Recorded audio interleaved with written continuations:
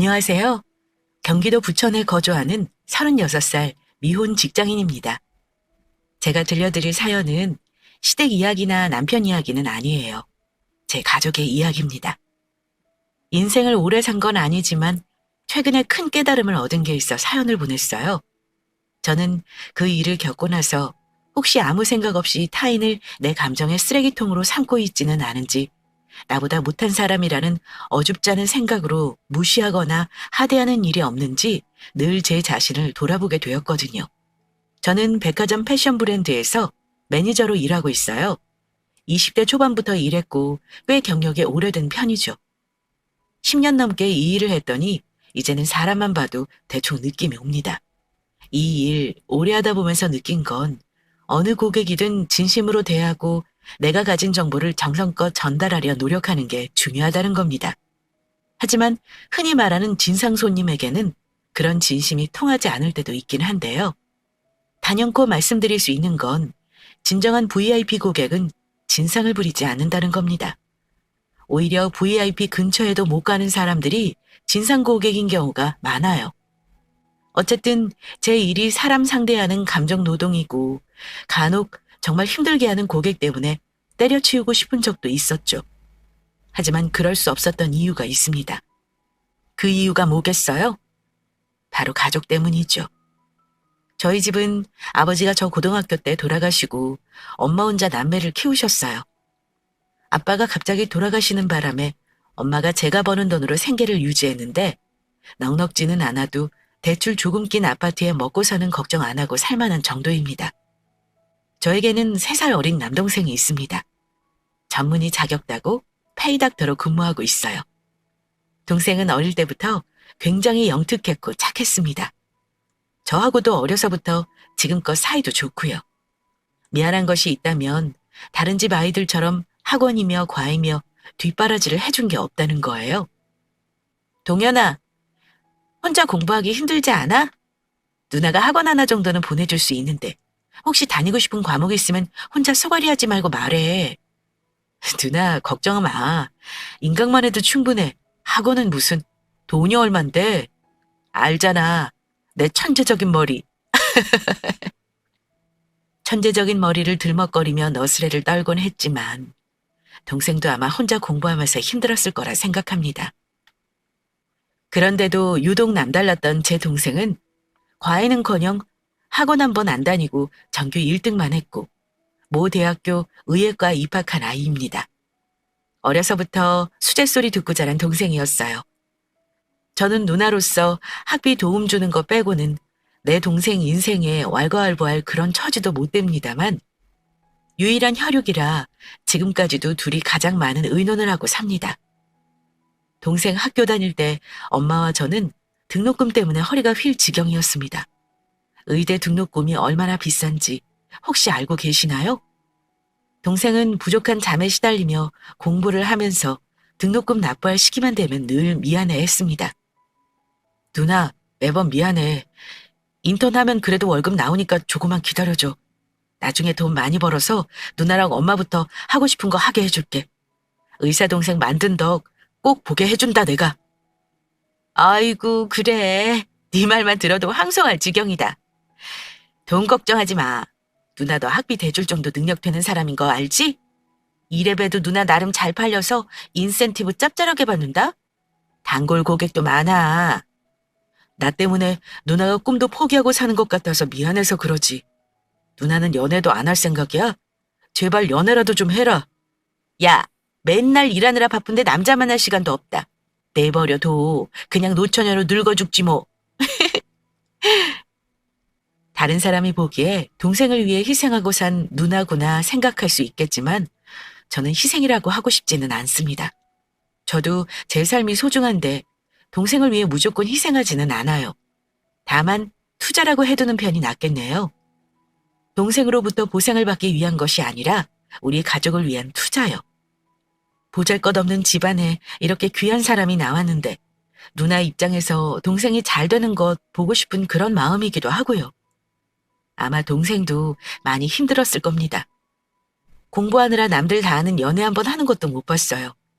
동생은 모르겠지만 그래도 저는 저 좋다는 남자들과 연애는 몇 번 해봤거든요.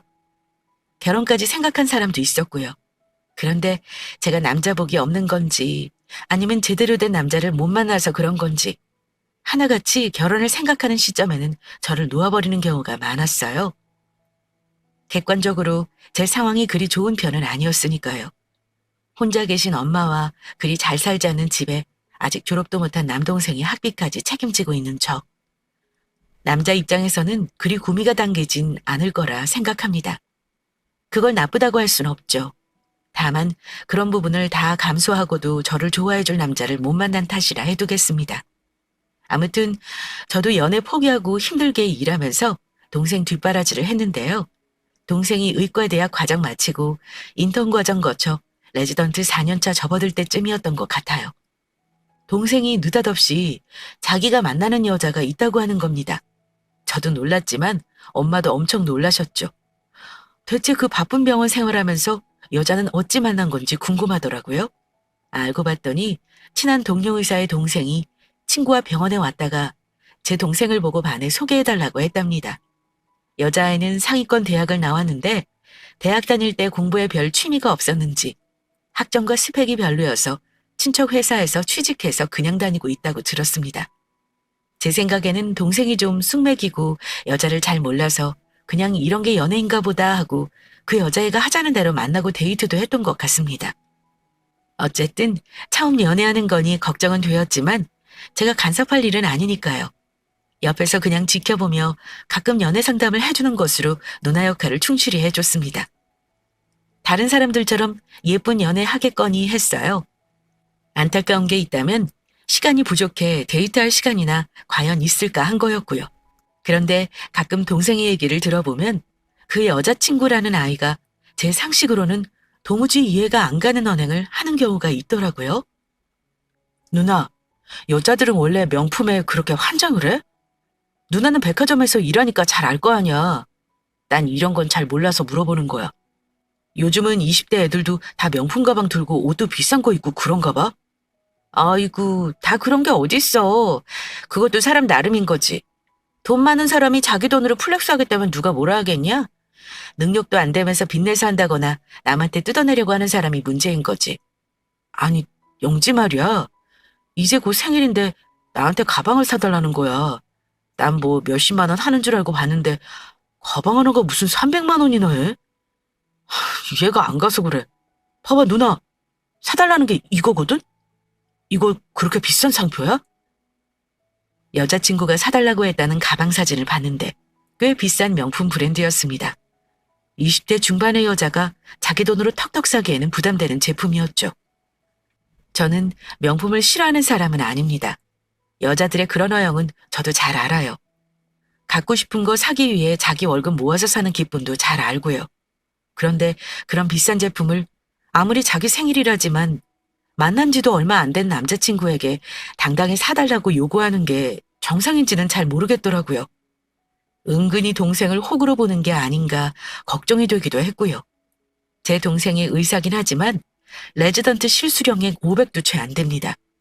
저와 동생 월급 합쳐 집 생활비며 대출금이며 갖고 있는 형편의 그런 고가의 가방을 사주려면 남동생은 또 카드 빚을 내야 했고요.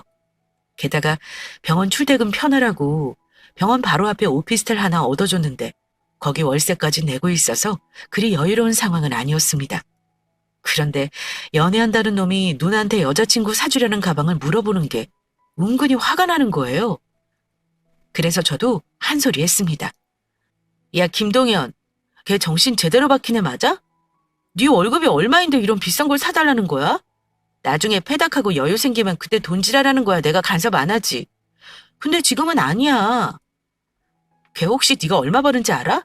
우리 집 사정이라든가 이런 건 너도 만나는 사람한테 말해야 하는 거야. 대충은 말해서 알지. 근데 영지는 상관없대. 자기네 집이 잘 산다고 나중에 나 전문의 취득하면 페이닥터 하지 말고 병원 차려준다 그러더라고. 그렇게 돈 많으면 자기 돈으로 살 것이지 왜 가난하고 공부하느라 바쁜 너한테 사달라고 그런다니? 누나는 모르겠다. 네 연애사는 네가 알아서 해. 동생이 하는 거 보니 하나를 보면 열을 알겠다는 말이 뭔지 알겠더라고요. 저는 그 말을 듣기 전까지 그 여자애가 바쁜 우리 남동생을 잘 챙겨주고 서로 배려하며 만나는 줄로만 알았는데 내가 잘못한 걸 수도 있겠다는 생각이 들었습니다. 하지만 아무리 동생이라 해도 제가 그 아이에 대해 이러쿵저러쿵 할 수는 없는 거고 만나지 마라 할 자격도 없으니까요. 그냥 지켜볼 뿐이었습니다. 정말 이상한 애라면 착한 제 동생이 못 버티고 헤어질 거라 생각하기도 했고요. 그런데 제 예상과 달리 1년이 넘도록 만나는 눈치더라고요. 동생이 레지던트 과정 마치고 전문의 면허 취득 후 페이닥터로 근무하게 되자 그동안의 고생이 무색할이 많지 집안 형편이 피더라고요. 엄마도 여기저기 아픈 데가 많아도 일도 쉬게 해드렸고요. 남아있는 아파트 대출금과 동생 학자금 대출도 다 갚게 되었습니다. 저와 동생이 둘이 버니 대출도 정말 빨리 해결되더라고요. 그리고 마침 동생 명의의 청약에 당첨까지 되어 2년 후 입주까지 앞두게 되었습니다. 그 집은 나중에 동생이 결혼 준비를 위해 마련하는 거라 했기에 제 돈이 들어간 건 아니었고요. 옆에서 보니 은근히 결혼을 염두에 두고 하는 짓이 많은 것 같아 슬쩍 떠봤습니다. 너 아직도 그 애 만나니? 영지인지 뭔지 걔 말이야? 벌써 2년 넘었는데 꽤 오래 만나는 것 같다? 너 진짜 걔랑 결혼이라도 하려는 거야? 글쎄, 아직 잘은 모르겠어. 근데 내가 지금 와서 다른 여자를 만날 엄두도 안 나긴 해. 영지는 나랑 결혼하자고 난리긴 해. 걔도 벌써 29살이잖아. 결혼은 어느 한쪽이 밀어붙인다고 되는 게 아닌 거 알지? 잘 생각해보고 결정해. 말은 그렇게 했지만 솔직히 동생이 만나는 애 얼굴 보기도 전에 마음에 들진 않았습니다. 그래도 결혼까지 생각하고 사귄다는 아이가 그동안 한 번도 인사 온 적도 없거니와 명절날 제 동생은 자기 집까지 불러 인사를 시켰으면서 우리 집에는 오기는커녕 전화 한 통 없었던 것도 그랬고요. 한 번은 저희 엄마가 아파트 병원에 입원한 적이 있었는데 제 동생이 근무하는 병원이었거든요. 그날 오프였는데 엄마 간호를 하고 있었어요. 근데 자기 만나자고 독촉 전화를 어찌나 해대는지 엄마 괜찮으신지 안부 하나 묻지 않았고요. 김동현, 네 여자친구는 우리 엄마 병원에 입원한 거 몰라? 대체 너한테 전화를 몇 번을 하는 거야? 너 말 안 했어? 말했지. 내가 계속 바쁘다가 오늘 겨우 오프잖아. 그래서 얼굴 보자고 난리치는 거야. 어쩌겠어? 우리도 얼굴 볼 시간이 없어서 그러는데. 누나가 좀 이해해줘. 김동현, 둘이 데이트도 중하지만 엄마 아프시잖아. 안부 정도는 인사치레라도 물어야 하는 게 예의 아니니? 내가 뭐라 할 말은 아니지만 좀 무리하다 싶어서 그래. 너는 그 집에 인사까지 갔다며. 근데 걔는 인사 한번 안 오고 말이야. 그건 우리 집 무시하는 거 아니야? 너 혹시 그 집에 대리사이 뭐 이딴 거 하는 거 아니지? 내가 신의 유세 떠는 게 아니라 그런 거를 못 본다. 누나, 그런 거 아니야. 그냥 걔가 아직 어려서 뭘 잘 몰라. 내가 잘 얘기할게. 잘 모르기는. 그건 어린 거랑 상관없어.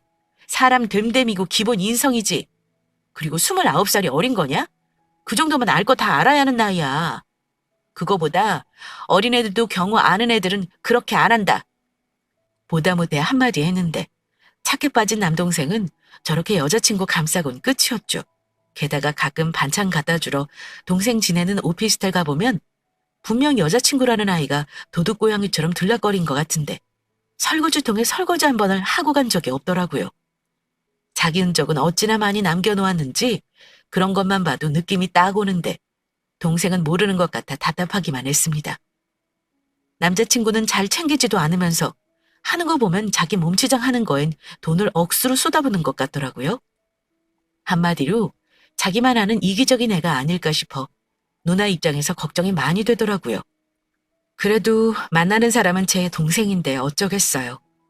아무리 동생이지만 그쪽에서 생각하기에 나이 많은 노처녀 신우이가 의사 동생 가진 유세 부린다고 할 수도 있는 거잖아요.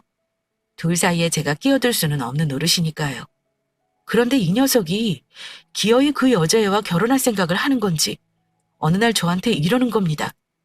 누나, 나 결혼하면 집에는 손 안 벌리고 내 힘으로 할 거야. 집은 내가 당첨받은 거 있으니까 걱정 없고. 그동안 누나랑 엄마가 고생 많이 했잖아. 결혼하더라도 내가 생활비는 도와줄 거니까 너무 걱정 마. 너 결혼하려고? 아직 33인데 너무 빠르지 않아? 이제 좀 숨통 트일 만한데 왜 그래? 네 여자친구도 좀 더 시간 가지고 만나보고 결정하지 그래? 그게 말이야. 누나, 그쪽 집에서 결혼을 좀 서두르셔. 영지 30 넘기 전에 보내고 싶다고 하시네. 그런데 일단 양가 어른들을 만나보자고 하셔. 그렇게 갑자기? 너무 급한 거 아니니? 우리 쪽에선 준비된 것도 없는데 당황스럽다 야. 일단 자세한 건 우리 통해서 얘기 나누는 걸로 하고 결혼 날짜만 잡아보자고 하시네. 다음 달 정도를 생각하고 있는데 누나 생각은 어때? 그럼 그 전에 우리 집에 데려오기나 해. 나도 어떤 애인지 상견례 전에 얼굴 한번 봐야 할 거 아니니? 알았어 누나. 그럼 엄마한테도 그렇게 말씀드릴게. 상견례 전에 시간이 되려나 모르겠어.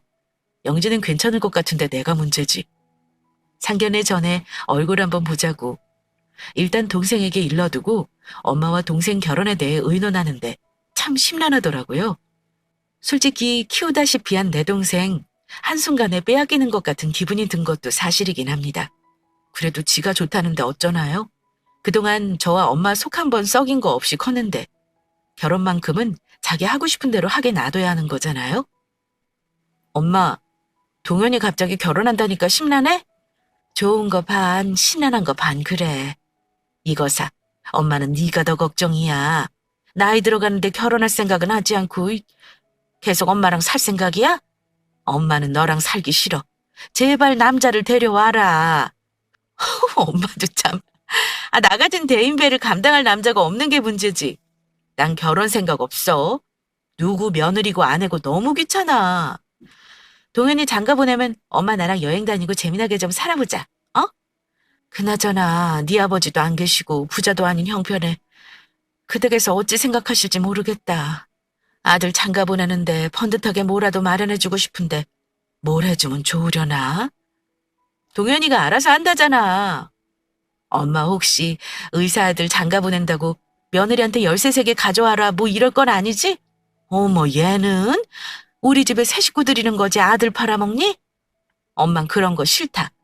능력 없어서 많이 못 도와주는 게 오히려 미안하지. 동생은 양가 일정을 조율해 한 달 후로 상견례 날을 잡았고 그 안에 여자친구를 한번 데려오겠다 했습니다. 그런데 워낙 바쁜 놈이라 시간 내는 게 영 곤란한 것 같길래 정 안 되면 상견례 날 봐도 괜찮으니 그날 부담 갖지 말라고 말은 해줬죠. 시간이 흘러 상견례를 일주일쯤 앞두고 있을 때였습니다. 동생이 갑자기 저한테 백화점 할인을 묻더라고요. 누나가 백화점 직원이면 할인 많이 되는 거야?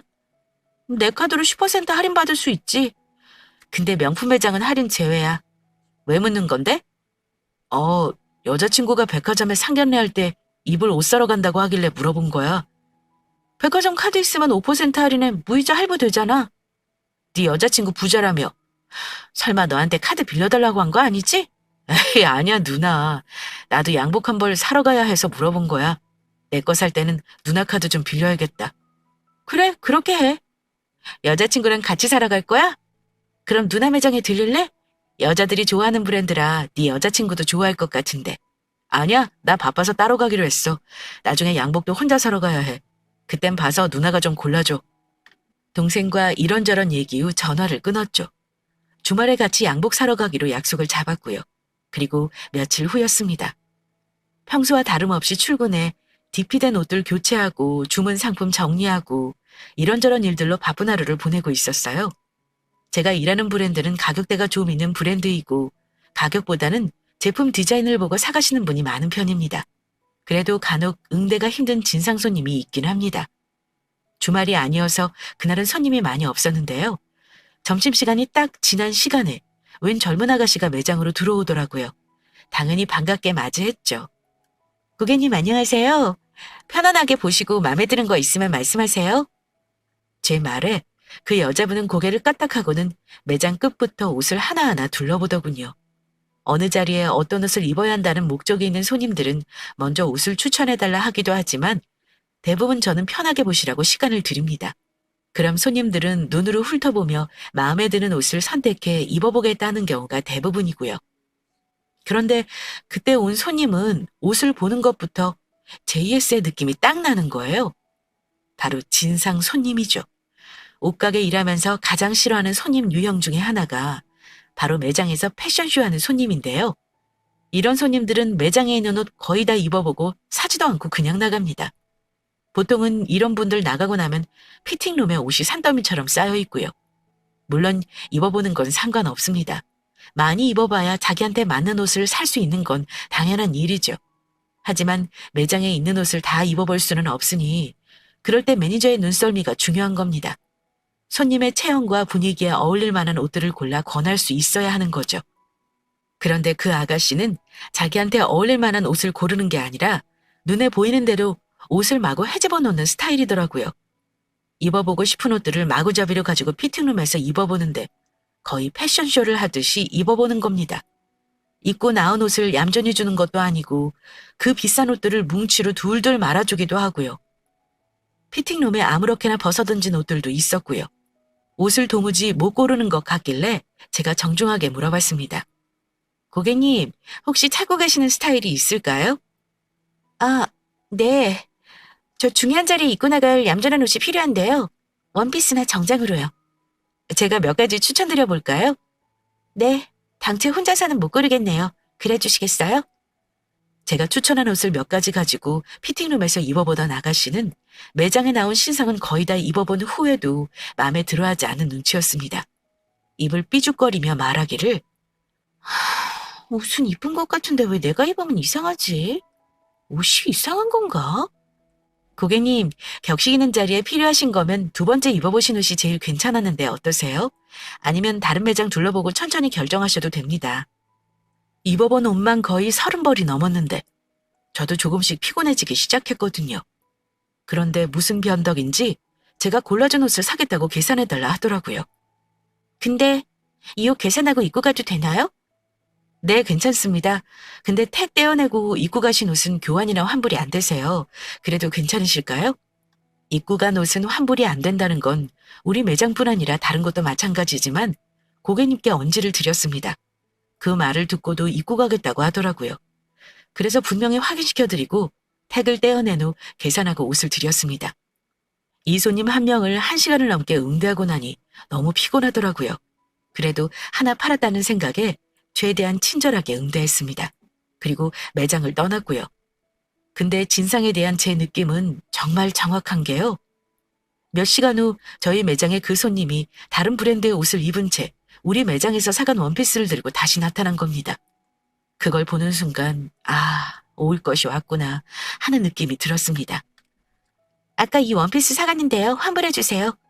아무리 봐도 저랑은 안 어울려서요. 다른 데서 샀어요. 오늘 산 거니 환불되죠? 고객님, 죄송한데 아까도 말씀드렸고 매장에서부터 입고 가신 옷은 환불이 어려워요. 죄송합니다. 그랬더니 그 여자의 얼굴이 갑자기 사납게 변하는 겁니다. 그러더니 아주 싸가지 없는 표정으로 제게 이러더군요. 아니, 어제 산 것도 아니고 몇 시간 전인데 그게 환불이 어렵다고요? 고객을 무슨 호구로 하네? 원래 옷 사면 7일 안에는 다 환불 가능하잖아요. 이게 헌옷도 아니고 택만 다시 달면 되는 거지. 뭐 그렇게 깐깐하게 굴어요? 2번 말하기 싫으니까 이거 당장 환불해줘요. 딱 보니 그냥 물러설 것 같지 않아 제가 포기했습니다. 혹여나 본사로 컴플레인 들어올까봐 그냥 환불해드리려고 맘먹고 옷을 다시 한번 살펴보는데 그 짧은 시간에 식당에서 뭘 처먹었는지 소매에 떡하니 빨간 양념 자국이 묻어있는 겁니다. 그새 향수 냄새도 배어 있었고요. 그럼 그 옷은 어쩔 수 없이 제가 부담해야 하는 옷입니다. 그러니 저도 표정이 웃는 얼굴은 아니었겠죠? 세탁으로 지워질 수 있을까 걱정하며 옷에 묻은 양념을 가까이 들여다보는데 느닷없이 이 여자가 제 어깨를 툭 치는 겁니다. 야, 너 뭐야? 그건 왜 들여다봐? 나한테 지금 세탁비라도 뜯어가려고 하는 거냐? 제 몸을 터치하는 거친 손길에 놀라 상대방 얼굴을 쳐다보는데 대꾸할 틈도 없이 이러더군요. 환불하라면 조용히 카드나 받아서 환불할 것이지. 왜 트집 잡아서 안 해주려고 지랄이야? 그 말을 듣고 너무 무례한 손님 태도에 저도 화가 났습니다. 손님, 아까 입고 간 옷은 환불 어렵다고 설명드렸던 거 기억하시죠? 그래도 환불해드리려고 하는데 이런 얼룩까지 묻혀서 오시면 저도 파는 사람 입장에서 당연히 곤란하죠. 근데 지금 제 어깨까지 치시면서 너무 무례한 거 아니에요? 환불해드릴 테니 카드 주시죠. 그런데 그 순간 갑자기 눈앞에서 불이 번쩍 하는 겁니다. 왼쪽 뺨이 얼얼했습니다. 그 여자애가 제 뺨을 때린 거였습니다. 뭐가 흐르는 느낌에 만져보니 피도 살짝 비치더군요. 끼고 있는 액세서리에 긁힌 듯 했죠. 기가 막혀 말은 안 나오고 눈물만 나오더라고요. 옆에 있던 다른 직원이 말리지 않았다면 머리끄덩이까지 잡혔을지 모릅니다. 인연이 손님한테 소리를 질러? 야, 조용히 환불이나 해. 네 사정은 내가 알 바 아니니까. 새 옷인데 이 얼룩 내가 묻혔다는 증거 있어? 진짜 아까부터 입은 옷마다 이상한 것만 추천해서 짜증나는데 기어이 폭발하게 하네. 야, 여기 제일 높은 사람 누구야? 당장 나오라 그래. 내가 이 백화점에서 얼마 쓰는 사람인 줄 알아? 이러면서 고래고래 소리를 지르더군요. 일이 커지겠다 싶었는지 다른 직원이 잽싸게 환불하더니 그 손님을 데리고 밖으로 나갔습니다. 저는 하고 싶은 말도 제대로 못하고 멍하니 있었고요. 가슴이 벌렁거려 그날 일을 더 이상 못하고 조퇴하고 말았습니다. 10년 넘게 일하면서 이런 진상은 처음이었습니다. 언어폭력이라면 당해본 적이 있어도 이런 식으로 물리적인 폭력을 당한 건 처음이었고요. 그 일 있고 나서 화나고 억울한 마음에 며칠을 소갈이했습니다. 맘만 먹으면 CCTV 뒤져서 고소할 수 있는 거지만 언제든 할 수 있는 거니 집안 행사 끝내고 나서 생각해보기로 결정했죠. 그리고 애써 머릿속에서 지우려 노력했습니다. 그리고 이틀 후 주말에 남동생 양복 사려고 만났는데 남동생이 제 얼굴을 보고 놀라는 겁니다. 누나, 얼굴이 왜 그래? 다친 거야? 다치기는... 말하자면 길다. 며칠 전에 웬 미친년한테 잘못 걸려가지고 이렇게 된 거야. 뭐? 그럼 손님이 누나 얼굴을 때리기라도 했다는 거야? 누난 가만히 있었어? 손님이 왕이라고 지랄하는데 어쩌겠냐? 같이 머리털 잡고 싸울 수는 없잖아? 더러워도 그냥 빨리 내보내는 게 낫지. 저는 매장에 있었던 일을 남동생에게 무용담처럼 얘기했고 동생은 자기 일만큼 화를 내며 왜 그냥 보냈냐고 저한테 뭐라 하더라고요. 누나 그냥 넘어갈 거야? 그런 건 경찰에 신고해버려야지. 누나가 뭘 잘못했다고 그런 못된 년한테 뺨까지 맞고 참아? 지금이라도 경찰서 가서 고소하자. 어? 야 됐어. 나도 열받는데 일 복잡하게 만들기 싫다. 우리 매장에는 이제 얼씬도 못할 거야. 성질 장난 아니더라. 누군지 몰라도 그년하고 결혼할 남자가 불쌍하다 불쌍해. 동생을 만나서 욕을 하니 그래도 마음이 좀 풀리더라고요. 동생 양복을 사고 제 화장품이며 엄마 필요한 것도 좀 사고 돌아왔죠. 그리고 시간이 흘러 상견례 날이 돌아왔습니다. 동생 옷매무새를 만져주고 우리 가족은 최대한 신경 쓴 차림으로 상견례 장소로 갔습니다. 그런데 말입니다. 저는 드라마를 즐겨보진 않아서 마치 드라마에서나 볼 법한 일이 그 상견례장에서 일어날 줄은 몰랐네요. 약속 시간보다 빨리 도착해서인지 상대방 가족은 아직 도착 전이었습니다. 긴장된 마음으로 기다리고 있는데 남동생이 전화를 받고는 지금 여자친구네 가족이 들어온다고 하더라고요. 동생과 결혼할 집안과 처음 마주하는 자리라 얼마나 긴장되던지요. 문을 열고 들어오는 예비 사돈댁의 아버님 뒤로 안 싸돈 분과 딸들이 들어오더군요. 얼굴을 자세히 보려고 일어섰는데 그 순간 저는 너무 놀라 인사도 하다 말았습니다. 안녕하세요. 먼저 도착하신 줄도 모르고 늦었습니다. 그댁 아버님이 인사말을 건네셨지만 대답을 못한 건 저뿐 아니라 그댁 딸도 마찬가지였습니다. 왜냐하면 서로의 얼굴을 보고 너무 놀라 할 말을 잊었거든요. 인사말에 대꾸도 안 하고 먼저 입을 뗀 건 저였습니다. 동현이 네가 만나는 여자애가 쟤니? 제가 동생에게 말하며 여자애를 보니 어쩔 줄 모르는 얼굴로 바들바들 떨고 있더군요. 누나도 오늘 얼굴 처음 봤지? 인사해 누나, 내 여자친구 박영지야. 처음 보기는 나 구면인데? 구면이라는 제 말에 우리 식구만 놀란 건 아니었습니다. 그댁 어른도 눈을 크게 뜨면서 묻더군요. 초면이 아니라고요? 우리 딸을 어디서 만난 적이 있나요? 영지 너 사돈 처녀 만난 적 있었어? 그 말에 그 아이는 대답도 못하고 고개를 숙이더라고요. 영영 대답을 못할 것 같길래 제가 그랬습니다. 이미 이 상견례는 마음이 뜬 상태였고요. 동생 인생에 간섭 안 하는 저지만 이 결혼 하겠다면 병원까지 쫓아다니며 말릴 결심이었습니다. 왜 말을 못할까? 우리 구면인데. 얼마 전에 나 일하는 백화점 매장에 왔었잖아. 기억 안 나? 박영지 씨. 나 기억하지? 내 뺨 때리고 매장에서 옷도 바닥에 던지고 간 사람이 나를 기억 못한다는 건 말이 안 되잖아. 제 말에 상견례장은 일순간 정적이 흐르더군요. 누나, 설마 누나 뺨 때렸다는 손님이 영지 맞아? 확실해? 내가 그 얼굴을 잊겠냐? 박영지 씨, 고개 들어. 내 얼굴 봐봐. 그제야 얼굴을 드는데 표정이 아주 볼만하더군요. 그쪽 집안 입장에선 이 중요한 혼사에 얼마나 낭패인 일이겠습니까?